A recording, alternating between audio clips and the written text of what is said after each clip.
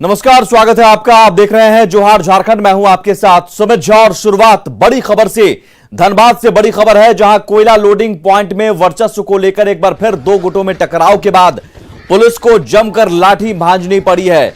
घटना केंदुआडीह थाना क्षेत्र के गोधर काली बस्ती लोडिंग पॉइंट की है, जहां अपनी मांगों को लेकर प्रदर्शन के दौरान लोगों ने पुलिस पर पथराव कर दिया, जिसके जवाब में पुलिस ने भी जमकर लाठियां चटकाई, जिसके बाद काफी देर तक घटनास्थल पर रणक्षेत्र का नजारा रहा। वहीं कार्रवाई के दौरान एसडीएम के आदेश पर बड़ी संख्या में प्रदर्शन कर रहे लोगों को हिरासत में लिया गया है। लोडिंग पॉइंट में वर्चस्व को लेकर पहले भी कई बार टकराव हो चुका है।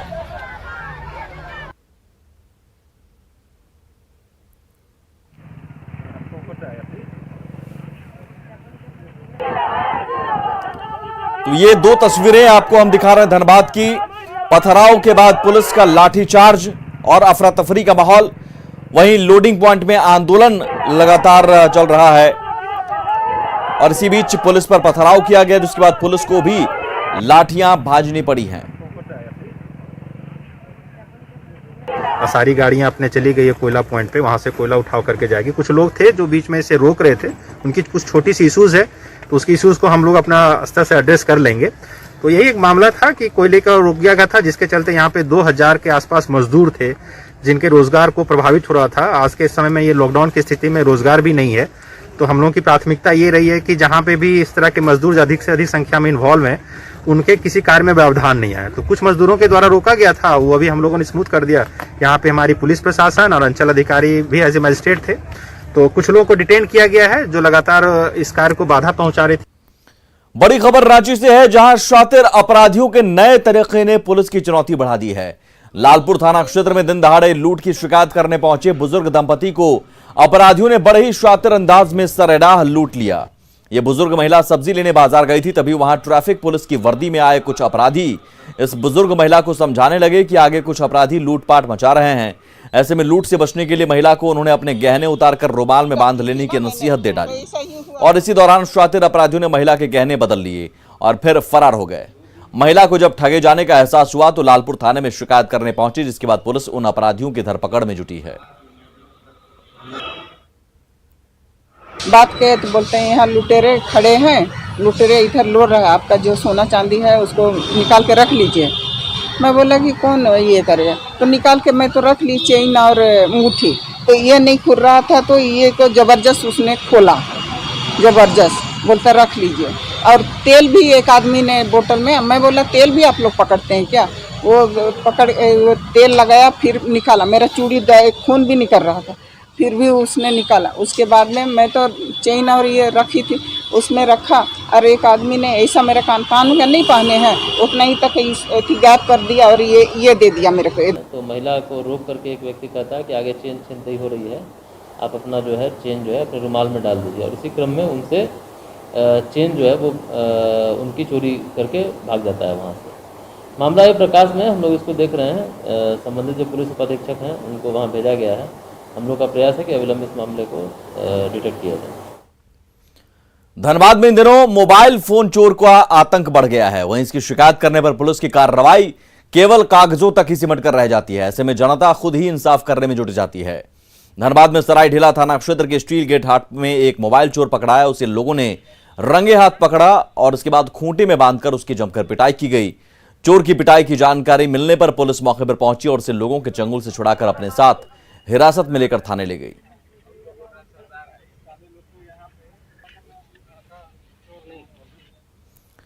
झारखंड और ह्यूमन ट्रैफिकिंग का नाता पुराना है। इस दंश को मिटाने के लिए हर बार कवायद तो होती है, लेकिन यह दाग जड़ से नहीं मिट पाता। आज 26 बच्चियों को मानव तस्करों के चंगुल से दिल्ली से रेस्क्यू कर रांची लाया गया। इनमें सबसे अधिक संख्या साहिबगंज की है, जहां से 10 बच्चियों को रेस्क्यू किया गया। बाल कल्याण समिति के सदस्य ने बताया कि इनमें से बच्चियों को 4 से 5 बार बेचा गया है। वहीं इन बच्चियों को शारीरिक के साथ मानसिक रूप से भी प्रताड़ित किया गया। उन्होंने कहा कि कई बच्चियों के परिवार वाले अब बच्चियों को रखना नहीं चाहते। ऐसे में बच्चियों के पुनर्वास की व्यवस्था की जा रही है, साथ ही बेहतर काउंसलिंग कर उन्हें मानसिक रूप से भी मजबूत किया जा रहा है। आपको बता दें कि इस साल अब तक 47 बच्चियों को मानव तस्करों के चंगुल से मुक्त कराया गया है। का एक तो कहें तो दुर्भाग्य है कि हम लोग लगभग करीब 20 सालों से झारखंड की जो ट्रैफिकिंग की शिकार जो लड़कियां हैं, और दिल्ली में गाय और बैल से कम कीमतों में बेची दी जाती हैं। माता पिता को पता भी नहीं होता कि हमारे बच्चे कहाँ हैं और किस परिस्थिति में हैं। ये सभी लड़कियां 2 साल 3 साल 4 साल 5 साल से जूझ रही थी और उसके बाद जो सूचना प्राप्त हुआ उस सूचना के आलोक में हम लोगों ने संबंधित जिले से सभी से राज्यों से अलग अलग राज्यों की कहानियाँ हैं। लोग समझते हैं कि जो नीडी है, जो ज़रूरतमंद है, उनको लाया जाए, उनको काम करवाया जाए। और बहुत दुख की बात है कि काम के साथ साथ उनके साथ वायलेंस भी किया जाता है, उनका शारीरिक शोषण भी किया जाता है।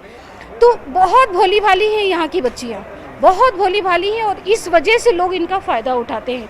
कभी कभी ऐसा देखा गया है कि 2-2 साल से किसी कोठी में बंद है, उनको 1 रुपया वेजेस नहीं मिला है।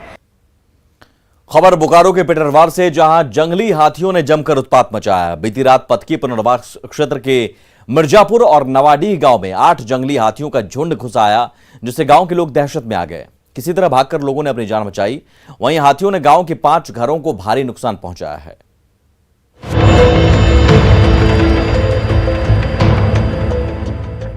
घर तहस नहस, जमीन पर घर की छत, टीवी समेत घर के सारे सामान चकनाचूर। ये हाल किया है हाथियों के झुंड ने।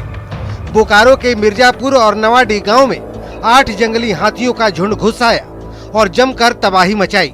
हाथियों के झुंड ने गांव के 5 घरों को तहस नहस कर दिया, जिसमें 3 घरों को पूरी तरह से जमींदोज कर दिया। यहाँ तक कि घर में रखा सारा अनाज भी चट कर गए। अनाज पर की चौकी पलंग जितना था सब एकदम तोड़ फोड़ के एकदम ठीक कर दिया, बर्बाद। जब हम लोग बच गए, अपना बहुत जान में थी, सुरक्षा थी करते हुए जान बच गया। पूरा घर अंदर घुस गया, पूरा घर। हाल के दिनों में हाथियों का झुंड कई बार उत्पात मचा चुका है, लेकिन वन विभाग और प्रशासन की ओर से अब तक कोई कदम नहीं उठाया गया है। झारखंड में 12 जुलाई से शुरू हो रही भगवान जगन्नाथ की रथ यात्रा का फैसला अब राज्य सरकार करेगी। एक याचिका पर सुनवाई के दौरान झारखंड हाईकोर्ट ने रथ यात्रा के आयोजन का फैसला सरकार पर छोड़ दिया है। वहीं रथ यात्रा के आयोजन की स्थिति में कई शर्तों के पालन का भी निर्देश दिया गया है।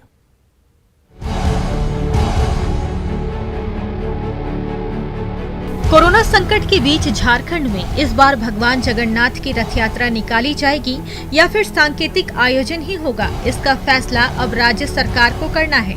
झारखंड हाईकोर्ट ने एक याचिका पर सुनवाई के बाद रथ यात्रा निकालने का फैसला राज्य सरकार पर छोड़ दिया है। हाईकोर्ट ने रथ यात्रा को लेकर सरकार को सचेत भी किया है कि अगर आस्था और परंपरा का ख्याल रखते हुए रथ यात्रा की मंजूरी दी जाती है, उसमें सुप्रीम कोर्ट के उन सारे गाइडलाइंस का पालन किया जाए जो सर्वोच्च न्यायालय ने पूरी रथ यात्रा को लेकर दिया गया है।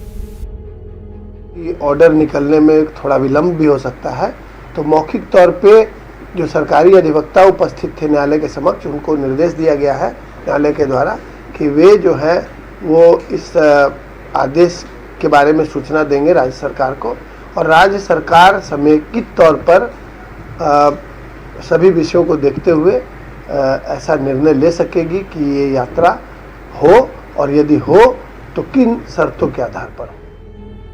इधर रांची स्थित जगन्नाथपुर मंदिर संस्थापक के उत्तराधिकारी का कहना है कि मंदिर प्रबंधन ने मेले की नहीं, सिर्फ रथ यात्रा की अनुमति मांगी है और इसको लेकर वे सरकार के साथ हैं और तैयारी भी उसी के हिसाब से की जाएगी। कोर्ट में भी जो मांग किया गया, मेला के लिए मांग नहीं किया गया।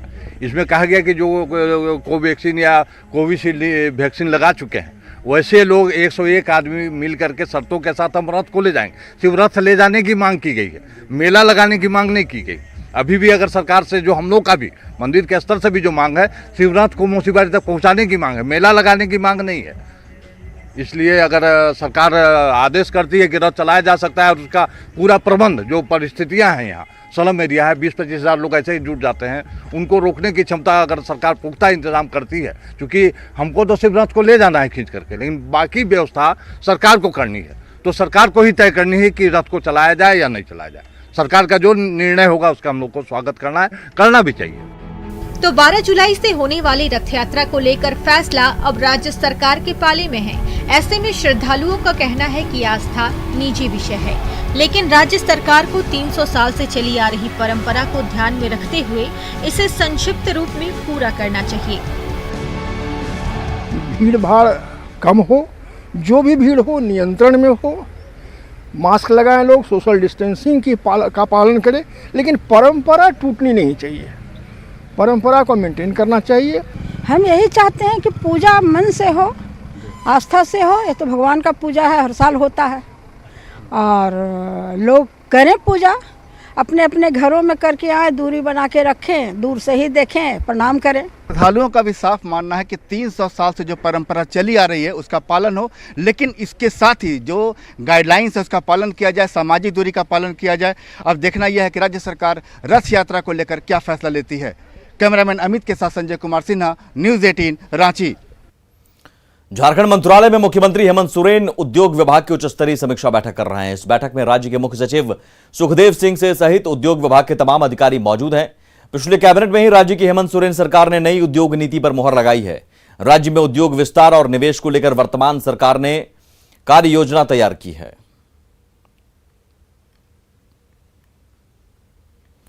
झारखंड में वैक्सीन की कमी की वजह से टीकाकरण केंद्र से लोग लौट रहे हैं। इस पर स्वास्थ्य मंत्री बन्ना गुप्ता ने कहा कि राज्य सरकार की ओर से लगातार कोशिश की जा रही है कि कोई भी व्यक्ति वैक्सीन सेंटर से वापस नहीं जाए, लेकिन केंद्र सरकार की ओर से वैक्सीन नहीं दिए जाने से ऐसे हालात बने हैं। उन्होंने वैक्सीन को लेकर केंद्र पर सौतेला व्यवहार करने का आरोप लगाया। बार बार उन्होंने विनय करने के बाद भी केंद्र सरकार जिस तरीके से ऊंट के मुंह में जीरा वाली कहावत को चरितार्थ कर रही है और बहुत ही मिनिमम दिया जा रहा है, जो हम लोगों के लिए बहुत ही अपने सेंटरों में नियमित चलाने के लिए नाकाफ़ी है। और मैं बार बार उन्होंने विनय कर रहा हूँ, एडवांस प्लानिंग भी भेज रहा हूँ, इसके बाद भी हमारे साथ सौतेला व्यवहार किया जा रहा है। रांची के राजकुमार धोनी, रांची से जुड़ी उनकी कई यादें हैं। धोनी की इसी अनटोल्ड स्टोरी में रांची के चना वाले का भी हिस्सा है। क्या है ये कहानी, खुद सुनिए।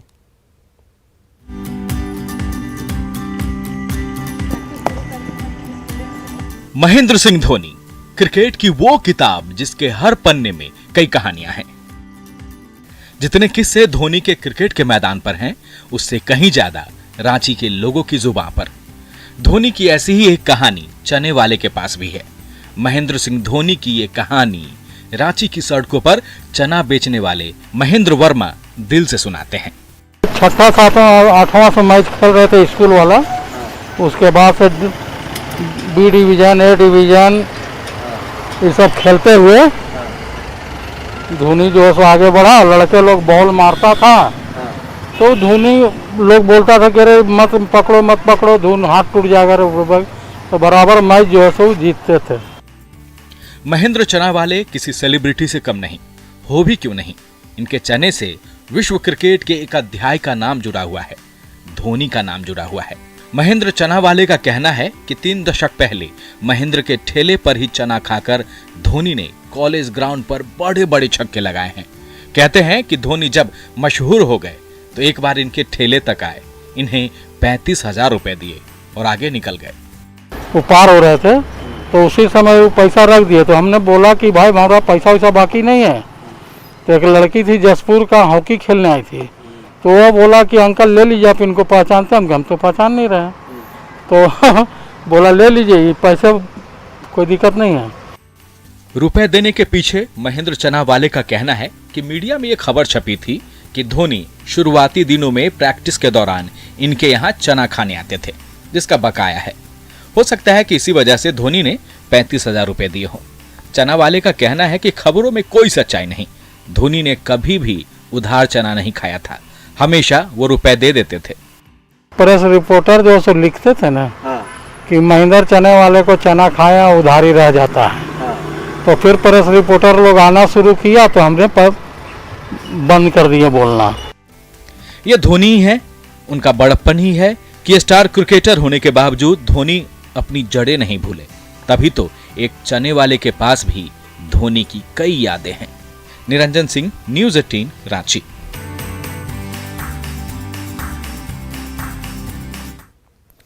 सिमडेगा को अब और ट्रेन की सुविधा मिलने वाली है। खूंटी सांसद और केंद्रीय मंत्री अर्जुन मुंडा ने इस दिशा में पहल पर सिमडेगा के बानो रेलवे स्टेशन पर कई ट्रेनों का ठहराव बढ़ेगा, जिससे लोगों का सफर आसान हो जाएगा।